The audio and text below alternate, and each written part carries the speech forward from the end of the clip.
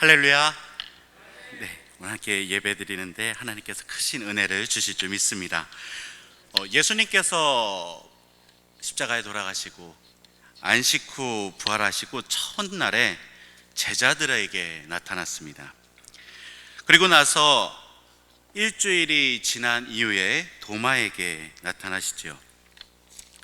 그리고 이 말씀, 오늘 함께 본 말씀은요, 그 사이에 예수님께서 나타나신 사건입니다. 첫 번째, 첫날에 제자들에게 나타나셨었고, 그리고 시기적으로 보면 이게 두 번째 사건이라고 해도 틀린 말이 아닙니다. 그래서 먼저 엠마오가 어딜까 한번 살펴보려고 합니다. 오늘 본문 말씀을 보니까 예루살렘에서 약 25리쯤 떨어져 있는 곳에 이 엠마오가 있다라고 이야기를 하는데요, 헬라어 성경을 보면 이 거리를 60스타디온이라고 기록하고 있습니다. 이 60스타디온이 한국말로 바꾸게 되면 약 한 25리쯤 되는 것 같습니다. 10리가 4km니까요 20리는 8km고 25리는 한 10km 정도가 되는 것 같습니다. 이 예루살렘에서 10km 정도 떨어져 있는 곳에 엠마오가 있다라고 추측이 되는데요, 그 엠마오다라고 하는 지역이 지금까지 큰 주장을 하고 있는 곳이 약 4군데가 있습니다. 첫 번째 주장하는, 엠마오라고 주장하는 장소는요, 바로 암바스라는 지역인데요, 암바스를 엠마오로 추정하는 이유는 바로 이름 때문입니다. 왜냐하면 암바스는 엠마오의 아랍식 발음이기 때문입니다. 여기에 니코폴리스 성당이 있어요. 교황이 왔다 갔다라고 하는 패도 걸려 있고요, 기념 사인도 있고 이런 곳입니다. 여기를 엠마오였다라고 주장하는데 예루살렘에서 약 32km가 떨어져 있습니다. 그러다 보니까 성경에서는 지금 60스타디온 약 25리, 10km 정도 떨어져 있다라고 하는 곳인데, 지금 이 지역은 지금 예루살렘에서 한 32km가 떨어져 있거든요. 그래서 너무 먼 거 아니야 라고 하는 얘기도 있습니다. 두 번째 주장하는 장소는 바로 칼로니에라는 곳입니다. 이 지역은 예루살렘에서 약 6km 정도 떨어져 있습니다. 그러다 보니까 우리가 얘기하는 10km보다는 또 어떻습니까? 짧아요.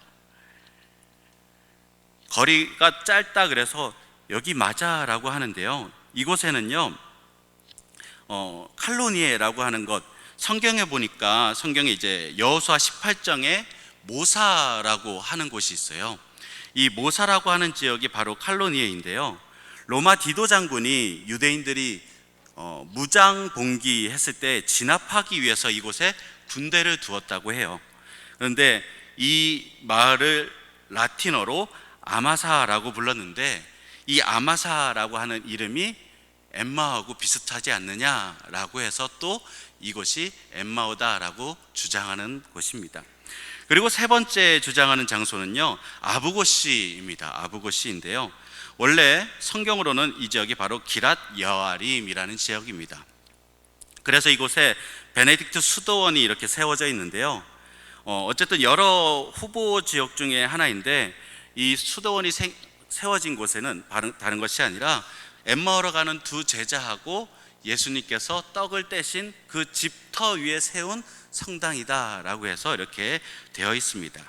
그리고 네 번째 주장하는 장소는요, 바로 엘쿠베이베라는 지역인데요, 예루살렘에서 그리 멀지 않은 바로 이 지역이 엠마오가 아닌가라고 하고 얘기하고 있습니다. 이게 딱 보니까 예루살렘에서 거리도 딱 11km 떨어져 있어요. 그런데 이 마을은요, 정말 시골 깡촌 마을인데요, 이곳이 이제 엠마오다라는 얘기가 있어서 십자군 시대 말기부터 순례자들이 이곳을 찾아와 순례하기 시작했고, 이곳을 엠마오 마을이다라고 여겼습니다. 거리상도 아까 말씀드렸다시피 25리에 제일 적합하기도 합니다. 그래서 이곳에 아까 아부고시에서 세워진 그 수도원처럼 이곳에서 똑같이 성당을 세웠는데요.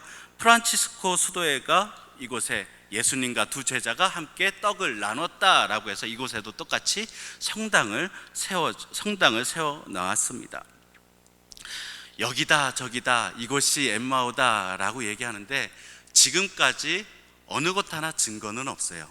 그냥 이럴 것이다 라고만 얘기하고 있습니다.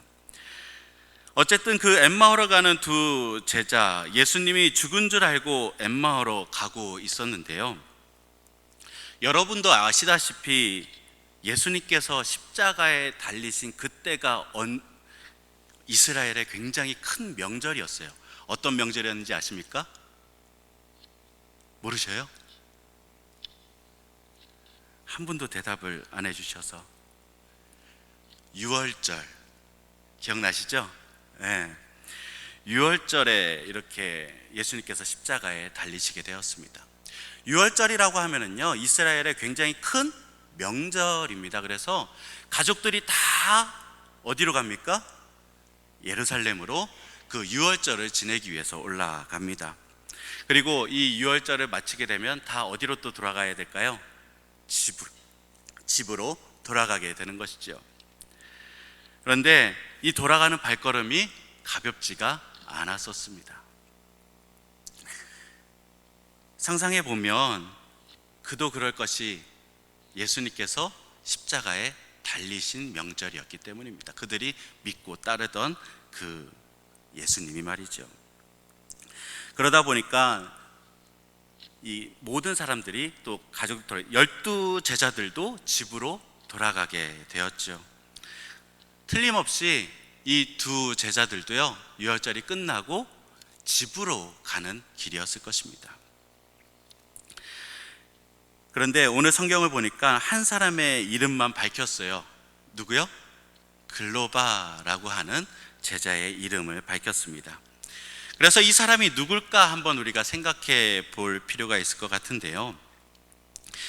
예수님의 제자인 것 같은데 글로바라는 이름이 성경에 이때 말고 딱 한 군데밖에 더 나오질 않습니다. 바로 요한복음 19장 25절의 말씀이에요. 예수의 십자가 곁에는 그 어머니와 이모와 글로바의 아내 마리아와 막달리 마리아가 섰는지라 라고 하는 글이 말이죠. 그래서 이 글로바가 이 네 명의 마리아 말씀드렸지만 어머니 마리아, 이모 마리아, 그리고 여기 나온 막달리 마리아, 그리고 이 글로바의 아내 마리아. 그러면 아니죠. 글로바 맞죠? 마리아의 남편이 바로 글로바. 지금 이 엠마오의 두 제자가 바로 이 사람이 아니었는가라고 추측을 하기도 합니다. 또 다른 추측은요, 초대 예루살렘 교회 감독 시몬의 아버지가 아니었나라는 추측도 있고요. 또 다른 추측으로는 우리 주님의 삼촌이었다라는 추측도 있습니다. 그런데 우리가 추측할 수 있다라고 하는 것은요, 정확한 것이 성경에 기록되지 않았다라는 거예요. 그거 다른 말로 얘기하면은 그렇게 별로 유명한 사람은 아니었다라는 것이죠. 이후에 성경에 다시는 안 나와요. 이 인물이 그래서 교회적으로 굉장히 총회를 이끌어가고 아니면은 무슨 역사에서 굉장히 큰 역할을 했던 사람이 아니다라는 것, 그 정도는 우리가 알 수가 있는 것입니다. 근데 왜 이 글로바 같이 가는 사람은 몇 명이었어요? 2명이었는데 왜 글로바의 이름만 기록을 했을까? 교회 같으면 이거 굉장히 큰 시험에 들 만한 문제 아니에요? 같이 일했는데 내 이름은 왜 1로만 이렇게 기록이 돼 있다면 누군가는 시험에 들 수도 있을 것 같은데요. 왜 글로바 이름만 적고 나머지 이름은 적질 않았었을까? 생각하기 나름이겠지만 적지 않아도 상처받지 않을 사람이었으니까 적지 않지 않았을까라는 생각을 해봅니다. 저희들이 그러면 누가 시험에 안 들 만한 사람이었을까요? 아까도 말씀드렸다시피 이제 유월절을 마치고 집으로 돌아가는 그 길에 예수님과 함께하는 그 두 제자였는데 한 사람의 이름만 나오고 한 사람의 이름은 나오지 않았는데, 그러면 상처받지 않을 만한 사람이 누구였을까라고 생각을 해보면 누굴까요? 누가 있을까요? 아무 생각 없으세요? 많이 이제 얘기하는 것이 아내가 아니었을까라고 얘기를 합니다. 저희들이 그림 하나를 보려고 해요. 이게 엠마오로 가는 두 제자의 그림을 그린 성화인데요. 어때요? 한 사람은 남자인 게 분명합니다. 그죠? 수염이 길러져 있는데 옆에는 어때요? 여자인 것 같아요? 많이 보셨을 거예요. 뭐 이발소 같은 데 가도 걸려 있고, 그죠? 여러 군데 걸려 있는 사진이 바로 이 사진입니다. 또 다른 그림을 보겠습니다. 이 사진은 둘 다 남자인 게 확실합니다. 그죠? 수염이 둘 다 나 있는 이 그림도 엠마오로 가는 길이라는 제목의 그림이에요. 그리고 또 하나의 사진을 보도록 하려고 하는데요. 네, 이 사진도 보신 적 있으시죠? 이것도 엠마오로 가는 길인데 예수님의 이 왼편, 그죠? 왼편에 나와 있는 사람은 남자인 게 확실하고 오른쪽은 어떻습니까? 네, 여자 같으세요? 네, 여자를 그린 그림이 또 있어요. 그리고 또 하나의 그림이에요. 떡을 떼시는 장면을 그린 그림입니다. 엠마오 두 제자와 떡을 떼는 그림인데 한 명은 남자고 한 명은 여자예요. 둘이 부부 같아 보이나요? 네, 믿음으로 보면 보이실 것 같아요. 네. 그리고 마지막으로 또 하나의 그림을 보게 되니까요, 이 장면에는 죄다 누구만 있어요? 남자만 나와 있습니다. 그 한 사람이 누굴까라는 것을 우리가 한번 생각해 보게 되는데, 한 명은 글로바고 한 명은 이름을 쓰지 않은, 아까도 얘기 드렸지만 지금 유월절 명절을 지내러 예루살렘에 지금 올라갔다가 내려오는 그 길이라고 말씀을 드렸어요. 그러면 여자를 그린 사람은 누굴 그린 걸까요? 아내를 그린 걸 거고, 남자를 그리면은 누굴 그린 걸 거야? 누구를 그린 것이었을까요? 아들? 아니면 뭐 형제? 어쨌든 가족은 확실할 거다라는 추측이 들기도 합니다. 이런 거는요, 틀려도 구원에 아무런 상관이 없습니다. 말씀하셔도 돼요, 자신 있게. 네. 그래서 글로바 한 사람을 기록한 것은 어찌 보면 이 사람이 가족으로 되어 있기 때문에 가족 대표의 이름을 적지 않았을까라고 얘기를 하는데요. 뭐 앞서 나온 이제 엠마오가 어딘가, 뭐 지금 한 사람 이름이 기록되지 않은 한 사람은 누군가라고 하는 것, 그렇게 중요한 내용은 아니지만 성경을 읽으면서 한 번쯤은 궁금해서 찾아보면 또 성경을 읽는데 훨씬 입체감적으로 읽을 수 있기 때문에 한번 저희들이 짚고 넘어갔습니다. 자, 이제 본격적으로 그 내용으로 들어가려고 합니다. 예수님께서 부활하시고 갈 때도 굉장히 많으셨을 거예요. 그런데 부활하신 이후에 왜 이 엠마오로 가는 두 제자에게 찾아오신 것일까? 가만히 보면 이때 아니면 다시금 나오지도 않는 인물인데도 불구하고 왜 찾아가셨을까? 예수님께서 12제자를 찾아가신 것은 굉장히 중요한 일이죠. 이 12제자들이 하는 일들이 굉장히 많았었기 때문입니다. 그러하기에 뭐 중요한 인물들을 찾아가는 것도 좋은데 하필 왜 이런 성경에 다시금 기록도 나오지 않는 글로바를 예수님께서 찾아가셨을까? 우리가 한번 생각해 보려고 하는데요. 한 그룹의 리더가 바뀌게 되면 그 주위의 참모는 다 어떻게 돼요? 바뀌게 되어 있습니다. 예를 들어서 대통령 선거를 하잖아요. 대통령이 그렇게 해서 바뀌어요. 바뀌고 나면은 그 밑에 국무위원들 다 어떻게 됩니까? 바뀌게 되는 것이죠. 어찌 보면 뭐 국방부 장관들, 뭐 내무부장 다 바뀌는 것도 당연하다라고 생각이 들어요. 이 바뀐다는 게 무슨 말이냐면요, 예를 들어서 이제 예수님의 제자들, 그 제자들도 리더로 누구를 따라다녔어요? 예수님을 따라다녔습니다. 뭐 예수님이 바뀐 것은 아니지만 지금 따라다니는 그 예수님께서, 리더가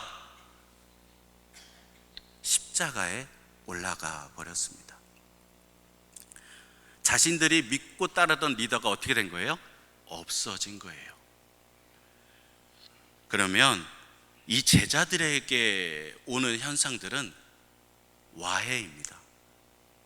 다 무너져 버리는 거예요. 쫓아가던 리더가 지금 사라져 버리니까 어디로 가야 될지, 어떻게 해야 될지도 모르고 나아가는 것이 바로 이 제자들이 된다라는 것입니다. 그런데 또 와해뿐만 아니라 이 제자들에게는 굉장히 큰 충격으로 다가왔을 것 같습니다. 생각해 보세요. 이 제자들은요, 지금 자기가 가지고 있던 집, 재산, 뭐 배, 그물까지도 다 어떻게 해요?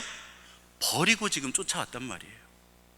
그런데 그 예수님께서 십자가에 올라가 버리셨다라는 것이죠. 그러더니 이 제자들은요, 지금 낭망하고 실망하고 정말 앞이 깜깜해서 어떻게 해야 될지 모르고 있는 것이 제자들이라는 것입니다.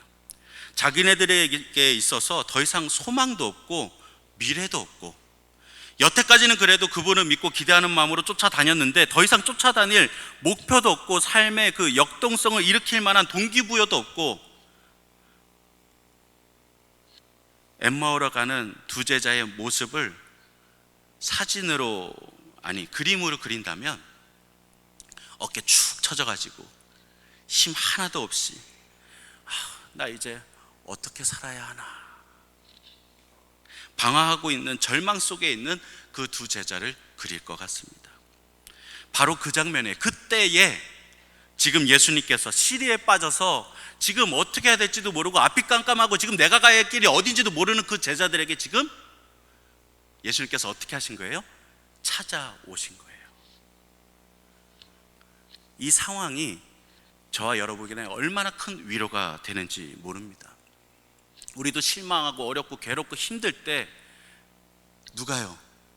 예수님께서 찾아오신다라는 것입니다.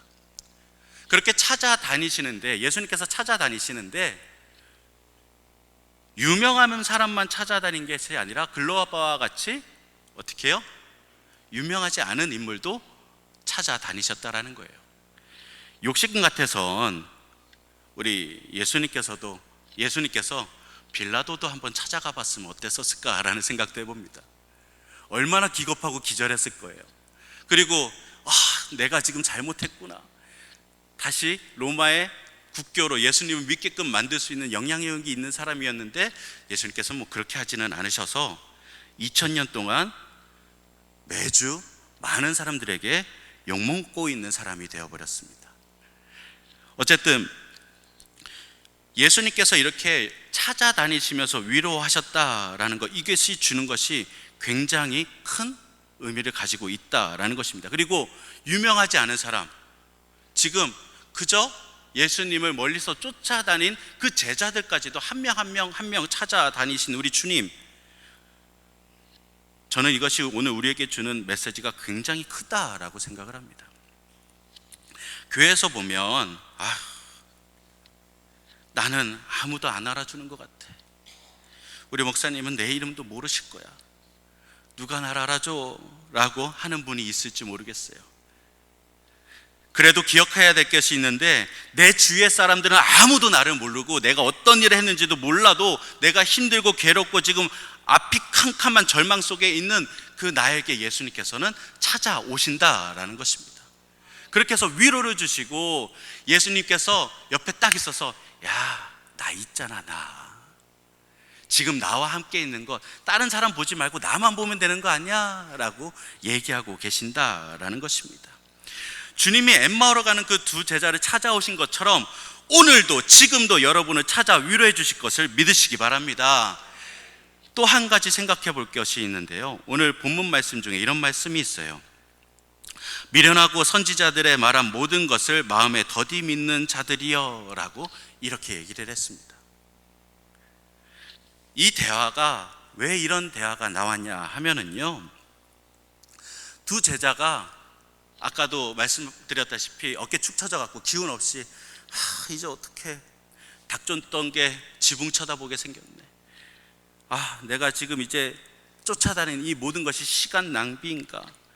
실망이야. 예수님 어떻게 그렇게 가실 수가 있어? 그냥 투덜투덜 얘기하면서 가는데 예수님이 옆에 와서 딱 붙어가지고 무슨 일이에요? 라고 묻고 있는 거예요. 그랬더니 얘기해요. 지금 무슨 일이 일어났는지 모르세요? 지금 예루살렘에서 무슨 일이 일어났는지 모르는 거 당신밖에 없을 거예요 라고 얘기하면서 설명을 해줘요. 그리고 예수님께서 말씀하신 것, 고난받은 후에 영광 받는다고 그렇게 성경에서 얘기하지 않았느냐? 왜 마음으로 더디 믿느냐라고 얘기하고 있는 것입니다. 우리가 아는 것들, 여기도 보면은요, 내가 머리로는 알고 있는데 그게 마음으로는 잘 믿어지지가 않는 것 같습니다. 예수님께서 말씀하신 거, 고난받은 후에 영광 받는다고 얘기하지 않았어? 못 들었어? 왜 마음으로 더디 믿어? 왜 안 믿어? 그 말씀을 했는데 왜 안 믿어? 라고 그것에 더디 믿는 믿음에 대해서 예수님께서 지적하고 있다라는 것이죠. 그리고 예수님께서 구원하실, 위로하실 계획, 그냥 힘내 무작정 얘기하는 것이 아니라 정말 조목조목 내가 지금 힘든 상황 하나를 풀어서 다 해결해 주시면서 예수님께서 계신다라는 것입니다. 요한복음 14장에 보면 이런 말씀이 있습니다. 또 너희 속에 계셨음이라 내가 너희를 고와 같이 버려두지 아니하고 너희에게로 오리라. 할렐루야. 네, 이와 같이 우리를 위로하고 회복시키기 위해서 예수님께서 오신다라는 것이죠. 또 히브리서에는 이렇게 기록하고 있는데요, 그가 친히 말씀하시기를 내가 결코 너희를 버리지 아니하고 너희를 떠나지 아니하리라 하셨느니라. 그러므로 우리가 담대히 말하되 주는 나를 돕는 이시니 내가 무서워하지 아니하겠노라. 할렐루야. 예수님은요, 처음부터 포기하신 적이 없으셨어요. 그렇게 하셔서 우리에게 말씀으로 가르쳐 주셨다라는 것입니다. 그런데도 불구하고 왜 이렇게 힘들어하고 낭망하고 쓰러져 있어? 내가 얘기했었잖아 라고 말씀하시면서 왜 낭망하고 지금 실망해 있는지 그 원인에 대해서 예수님께서 말씀하시고 다시금 힘을 낼 수 있도록 바꿔주고 계신다라는 것입니다. 누가복음 24장 19절에 보면은요, 그는 하나님과 모든 백성 앞에서 말과 일에 능하신 선지자이거늘이라고 말씀하고 있습니다. 예수님을 향해서 하신 말씀이에요.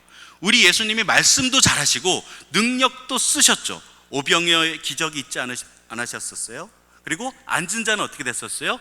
일어났습니다. 눈 감은 자는요, 눈을 떴고요. 심지어는 죽은 나사로까지도 어떻게 했어요? 살려내셨습니다. 그러하게 말에 권세가 있다. 누구시기에 저렇게 말에 권세가 있어서 저 풍랑도 순종하는가? 라고 말씀하셨죠. 맞아요.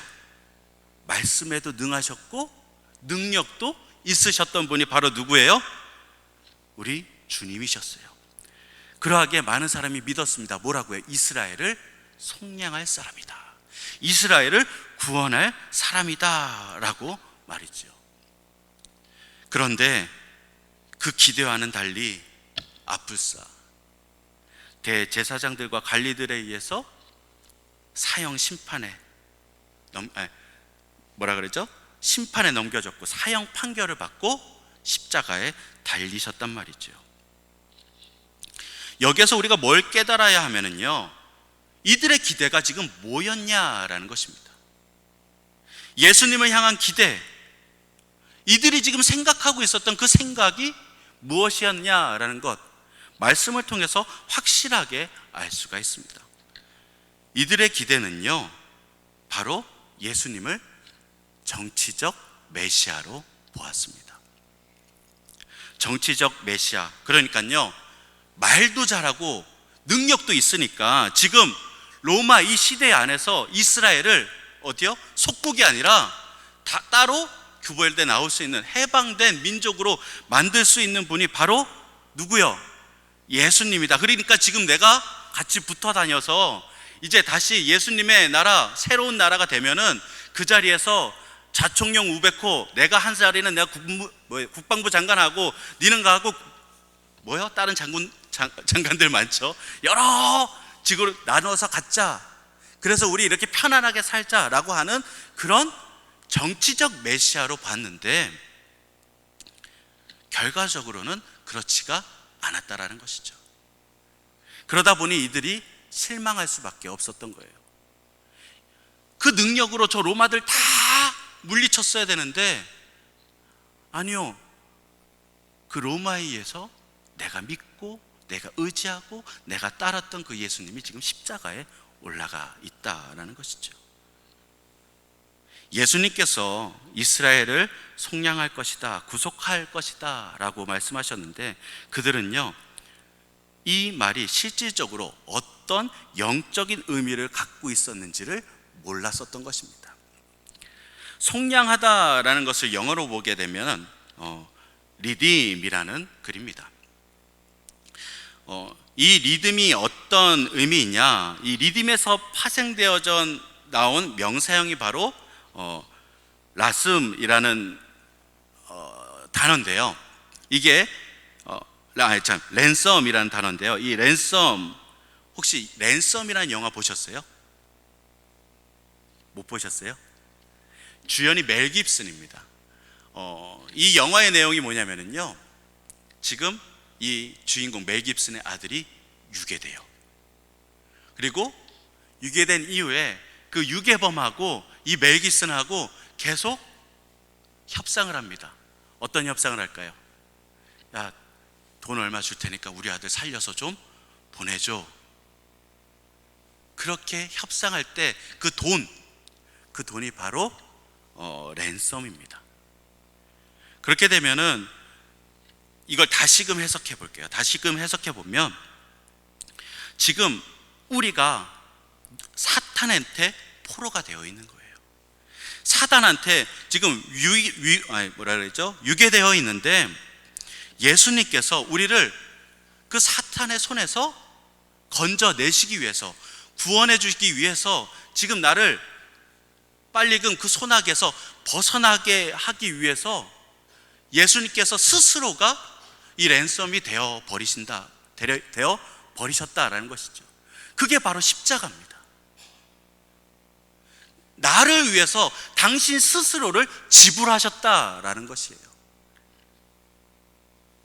그렇게 되면 이 리딤이라는 것이 확실하게 이해가 되죠. 이 땅에 속량한다라는 것은요, 지금 누구를요? 나의 영을 예수님께서 건져내시기 위함이다라는 것입니다. 그러니까 정말로 우리의 믿음이 무엇인가 한번 점검해 봐야 된다라는 것입니다. 예수님을 믿어서 기대하는 것이 무엇인가? 내가 예수 잘 믿어서 평생 건강하다가 갔으면 좋겠다. 내가 예수 잘 믿어서 사업 한번 제대로 일으켜 보는 것이다. 내가 한번 예수 잘 믿어서 보란듯이 떵떵거리면서 잘 사는 것이다 라는 기대를 가지고 있으면요, 분명 지금 엠마오로 가는 이 두 제자와 같이 틀림없이 실족하고 실망하고 시리에 빠지고 낭망하며 예수님을 원망하고 있을 줄 모릅니다. 그냥 이유 없이 절망에 빠지는 것이 아니라 바로 우리가 잘못 생각하고 있었기 때문에 절망한다라는 거예요. 제자들이 이스라엘을 구원한다라고 얘기한 그 말의 의미를 잘못 생각해서 절망에 빠졌듯이, 지금 우리가 지금 이 자리에서 예수님을 믿고 섬기며 따르는 그 목적이 잘못되면 우리도 똑같이 실망하고 실족할 수밖에 없다라는 것입니다. 그러하기에 우리는요, 잘못된 기대, 잘못된 신학, 이것을 예수 그리스도의 보혈로 좀 고쳐야 할 필요가 있는 것입니다.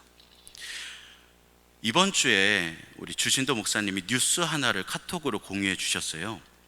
뉴스의 제목이 성소수자 축복했다고 벌 준다면 전두환에 기도한 이들을 처벌해야 라고 하는 제목이었었습니다. 부끄럽게도 여기 나와 있는 목사가 감리교 목사예요.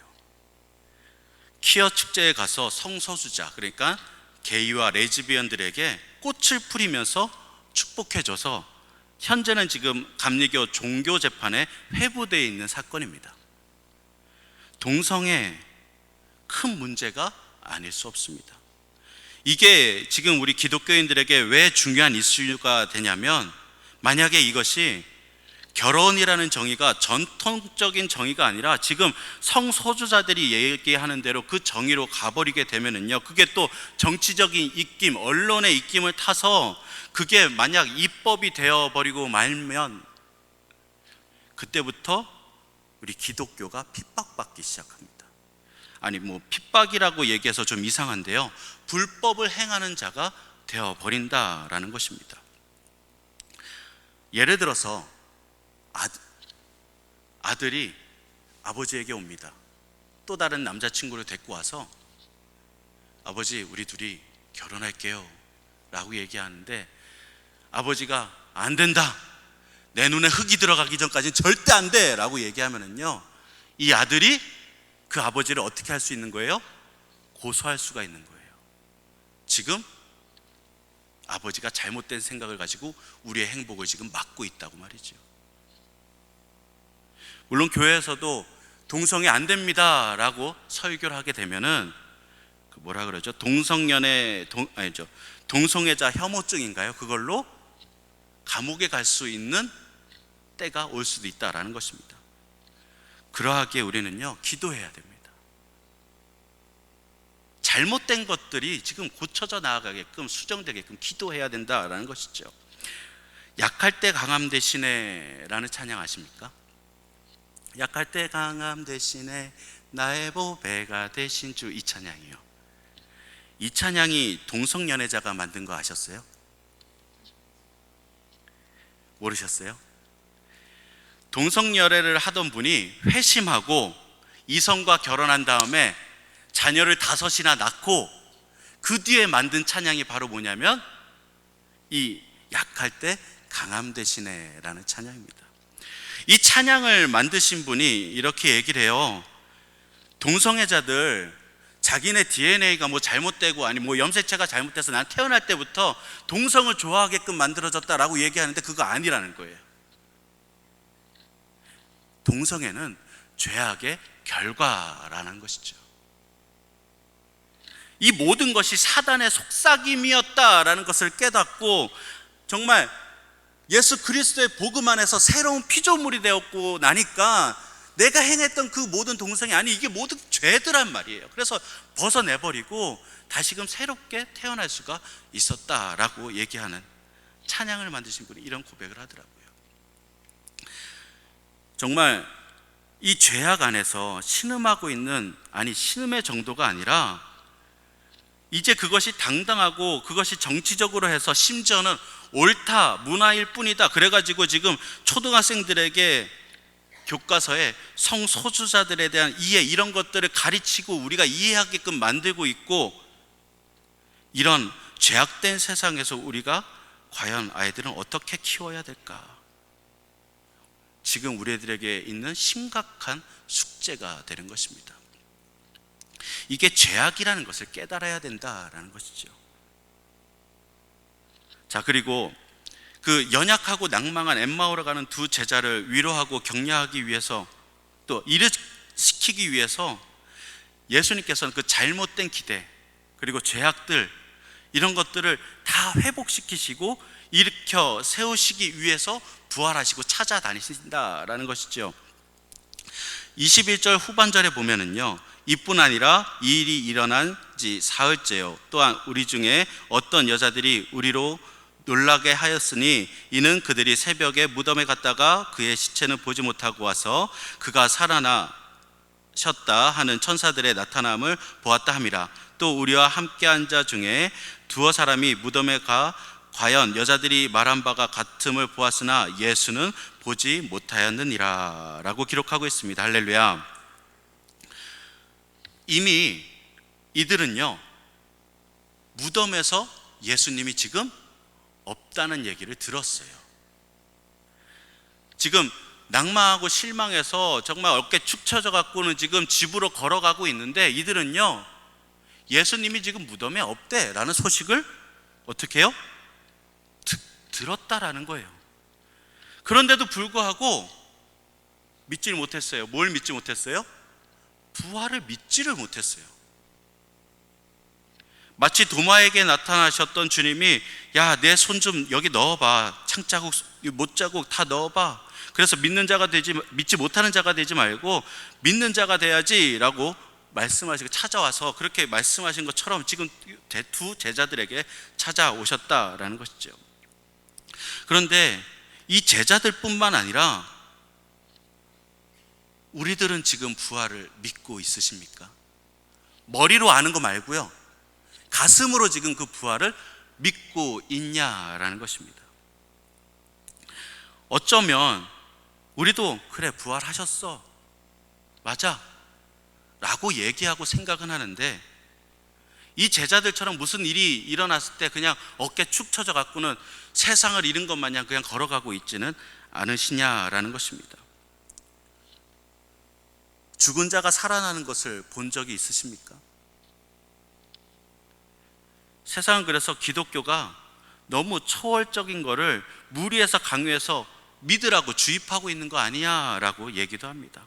아니, 교회 안에서 어떤 교수들도 이렇게 얘기하는 교수들도 있습니다.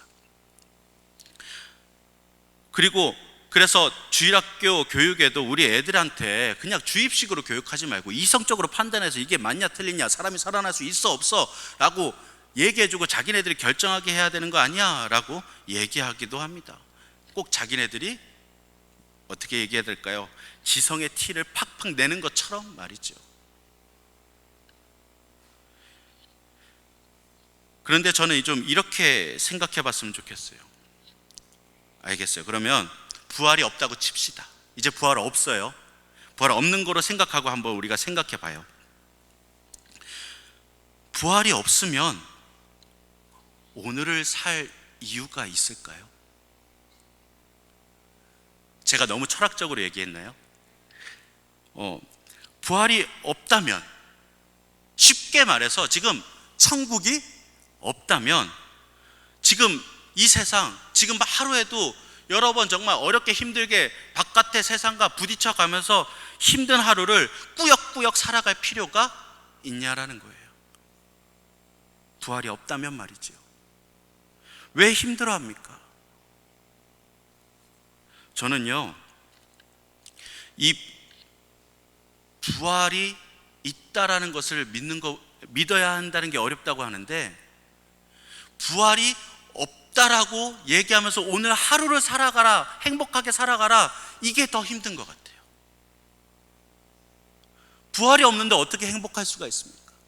아니, 내가 지금 오늘은 힘들고 정말 어렵고 힘든 세상, 그래 이겨보려고 열심히 살아가는 이유가 바로 천국에서 지금 나를 팔 벌려서 기다리는 그 예수님 품에 안기기 위해서, 그래서 나는 지금 힘들고 어렵지만 이겨내면서 살아가고 있는데, 그게 없다면 오늘 하루를 어떻게, 특별히 몸이 아프신 분들, 투병하시는 분들은 어떤 희망을 갖고 지금 오늘 하루를 살아가야 되냐 말이죠. 백만장자는 뭐 행복하게 살 수가 있다고요? 아니요, 천국이 없다면 그들도 행복하지 않습니다. 한 정신과 의사가요, 정신병자들에 대해서 통계를 내봤는데, 정신병자들이 가지고 있는 모든 정신병자들이 가지고 있는 공통점이 하나가 있더래요. 그게 뭐냐면요, 아파시 오브 미스테리라고 기록되어 있는데요, 무감각, 무감정, 그러니까 쉽게 얘기하면 신비에 대한 기대감이 없는 자들이 정신병자들이래요. 이 말을 다른 말로 바꾸게 되면 기적을 기대하지 않는 무감각한 마음이 바로 누구라고요? 정신병자들이다라는 것입니다. 오늘보다 내일이 더 좋을 거야, 내일은 어떤 것을 할 수가 있을까라는 기대감, 그런 기대도 없고, 사람과의 관계에서 신선한 기대가 없고, 내일에 대한 희망도 없고, 아내와의 첫사랑에 대한 그런 회복할 수 있다라는 기대도 없고, 그냥 부부가 다 그렇지 뭐 그냥 하루하루 그렇게 살아가면은요, 그게 정신병자라는 거예요. 그냥 죽지 못해서 교회 다니는 사람처럼 얼굴에 먹구름이 가득 껴가지고 다니는 사람, 기대감 없이 그저 무감각, 무표정으로 해서 다니게 되면 그게 바로 정신병자라는 거예요. 그러고 보니까 내가 약간 정신병자 증세가 있는 것 같아 라고 생각되시는 분은 없으세요?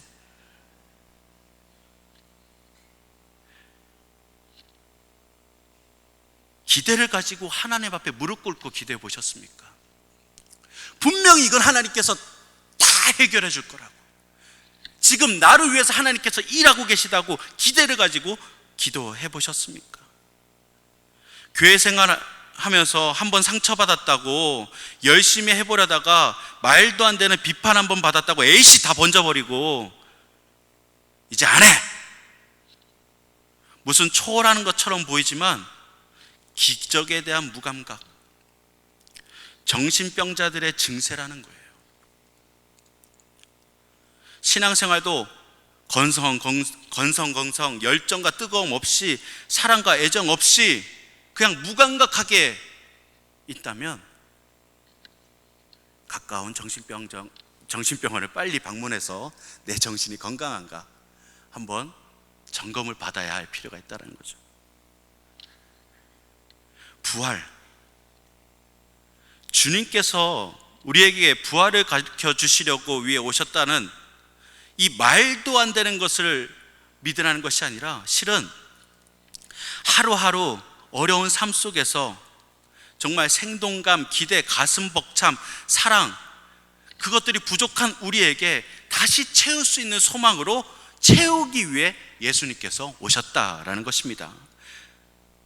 어떻게 이걸 채울 수 있는가, 우리 구체적인 방법을 한번 나눠보려고 하는데요, 믿음을 우리에게 회복시켜 주시는 길인데, 첫 번째는요, 구속사적 성경 해석입니다. 말이 좀 거창해서 그렇지 이게 무슨 뜻이냐면요, 누가복음 24장 27절에 보면 예수님이 지금 엠마오로 가는 두 제자에게 하시는 말씀이에요. 이에 모세가 모든 선지자의 글로 시작하여 모든 성경에 쓴 바 자기에 관한 것을 자세히 설명하시니라. 할렐루야. 여기서 자기가 누구예요? 네, 예수님이에요. 모세는요, 모세오경을 얘기합니다. 선지자는요, 선지서를 얘기합니다. 뭐 대선지서, 소선지서. 그러니까 지금 성경 창세기에서부터 말라기까지 뭐 시가서, 잠언, 뭐 욥기 다 해갖고 이 구약 성경 전체가 지금 누굴 얘기하고 있다고요? 예수님을 얘기하고 있다라고 지금 성경을 풀어 해석해 주고 있다라는 것입니다. 예수님께서 십자가에 달리신 이유가 바로 우리를 속량하기 위해서, 구속하기 위해서 오셨다는 그 사실들 모두가 다 어디에 기록되어 있다고요? 성경에 기록되어 있다라는 것입니다.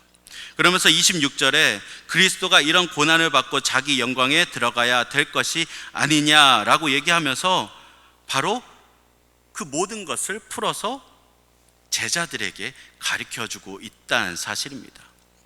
그리고 두 번째로는 성만찬입니다. 왜냐하면 보세요, 30절 말씀입니다. 그들과 함께 음식 잡수실 때 떡을 가지사 축사하시고 떼어 그들에게 주시니, 그냥 밥 먹었다가 아니에요. 틀림없이 예수님께서 그 최후의 만찬을 했던 그 모습 그대로를 지금 이 자리에서 다시금 해주고 계신 것입니다. 그러고 나니까 그때 어떻게 됐느냐, 31절 말씀, 그들의 뭐가요? 네, 눈이 밝아져서 지금 그가 누구인지를 알아봤다는 거예요.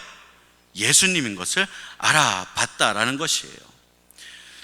좀 전까지 몰랐어요. 예수님이 계속 지금 걸어오면서, 야, 너희들 그거 못 들었었어? 이것저것 얘기해주고 성경도 풀어주고 앞에서 이것저것 얘기해주는데 그때까지도 지금 그 눈으로 예수님인지 알아보지 못했었다라는 거예요. 그런데 지금 성만찬을 하고 나니까 뭐가 떠졌어요?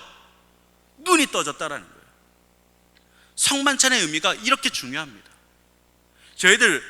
저희 교회에서도 하는 그 성만찬이 그냥 의식으로 행해지는 것이 아니라 지금 예수님께서 찾아오셔서 닫혀진 우리의 눈을 지금 뜨기 위해서 예수님께서 상차려 주고 계신다라는 것입니다. 그러하기에 어떻게 보면 예배 시간도 긴데 저 성만찬까지 껴가지고 더 길어지겠어, 이건요 신성모독이에요. 지금 예수님께서 찾아오셔가지고 지금 내 눈을 뜨게 해주려고 하고 있는데 내가 참여를 안 한다? 예수님께서 얼마나 속상하시겠어요. 예수님의 살, 예수님의 보혈, 그것을 상징하는 이 성만찬은요, 우리의 눈을 뜨게 해줍니다. 우리의 마음을 열게 하고요, 말씀이 새롭게 보이고 예수님이 어떻게 해야 되는지 그 지혜의 눈이 또 열리게 된다라는 것입니다. 눈이 확 떠져갖고 성경을 이해하는 것도 달라지게 된다라는 거예요. 요즘 뭐 성경의 맥을 잡아라 바이블 스터디도 있고요, 성경이 읽어지네 라는 책도 있고. 그런데요, 이런 특별한 교육 없이 예수님께서 우리의 눈을 뜨게 하시면 성경이 달리 보인다라는 거예요. 성경 66권으로 되어 있고 신구약으로 나눠져 있지만 이 성경은요 한 권입니다. 1500년 기간 동안 정말 수십 명 사람들에 의해서 쓰여진 이 성경책이 한 사람이 쓴 그 글보다도 더 한 사람이 쓴 것처럼 정말 앞뒤가 딱 맞아 떨어져 가게 쓰여져 있는 것이 이 성경이라는 거예요. 그 성경을 지금 예수님께서 뜨게 하여 주신 그 눈으로 바라보게 되면은요, 이 성경에서 예수 그리스도가 튀어나오고 십자가가 튀어나오고 복음이 철철 흘러 넘치는 그런 경험을 하게 된다라는 것입니다. 그 다음에 뭐겠습니까, 여러분? 그래서 말씀하십니다. 그들이 서로 말하되 우리에게 말씀하시고 우리에게 성경을 풀어주실 때 우리 속에서 마음이 어떻다고요? 어떻다고요? 뜨겁지 아니하더냐. 그렇게 예수님과 만나고 눈을 뜨고 성경을 새롭게 보니까 가슴이 어떻게 된다라는 거예요? 뜨거워진다라는 거예요. 그동안은 못 봤어요. 그동안에 눈이 닫혀져 있고 마음이 차가워서 보지 못했던 것들이 있어요. 그런데 예수 그리스도 안에서 새 피조물이 되고 나니까 보이기 시작하는 거예요. 내가 어떻게 해야 되는구나. 누구의 상처가 보이기 시작하고 지금 내 안에 죄가 보이기 시작하고 내 안에 지금 있었던 상처가 보이기 시작하니까 이 상처도 빨리 치유해서 다른 사람들에게 상처를 주는 것이 아니라 나의 상처도 치료하고 지금 예수님의 일을 위해서 다 사용되는 도구가 돼야 되겠구나. 그리고 눈 뜨고 나니까 다른 사람의 상처가 보여서 저 사람 얼마나 아팠었을까. 나도 저런 것을 겪어봤는데 나도 아팠었는데 저 사람 또 얼마나 아팠었을까. 그 모든 것들, 몸이 건조한 인생길에서 예수님을 만나고 나니까 확 바뀐다라는 거예요. 쳇바퀴 돌던 그 인생이 아니라 하나님께서 주시는 기대, 하나님께서 주시는 은혜, 부활의 예수님을 믿고 그 말씀으로 나아가니까 우리가 달라진다라는 것입니다. 그러고 나니까 이제는 소망이 생깁니다. 살아야 할 이유가 생기고요, 세상은 죽어라 죽어라 하는데 예수님 안에서 살아야지 하고 신선한 기대, 정말 내일은 또 나를 위해서 예수님께서 무엇을 준비해 주셨을까? 오늘 집에 가면 우리 가족들하고 어떤 일로 기쁠까? 교회 가면 함께 믿는 성도, 나에게 상처를 줬었지만 그래도 그거 다 묻어놓고, 그래, 저 사람하고 다시 으쌰으쌰 해갖고는 예수님의 그 아름다운 일을 할 수 있을 만한 그 기대, 부활을 믿으면서 할 수 있다라는 믿음을 갖지 못하면은요, 우리는 그 부활을 머리로만 믿은 겁니다. 아니, 어찌 보면 부활을 믿는 사람이라고 할 수가 없는 것이죠. 사랑하는 삼천교회 성도 여러분, 부활을 믿습니까? 예수님께서 지금 내 옆에 계십니까? 지금도 이 자리에도 예수님께서는 함께 계실 줄 믿으시기 바랍니다.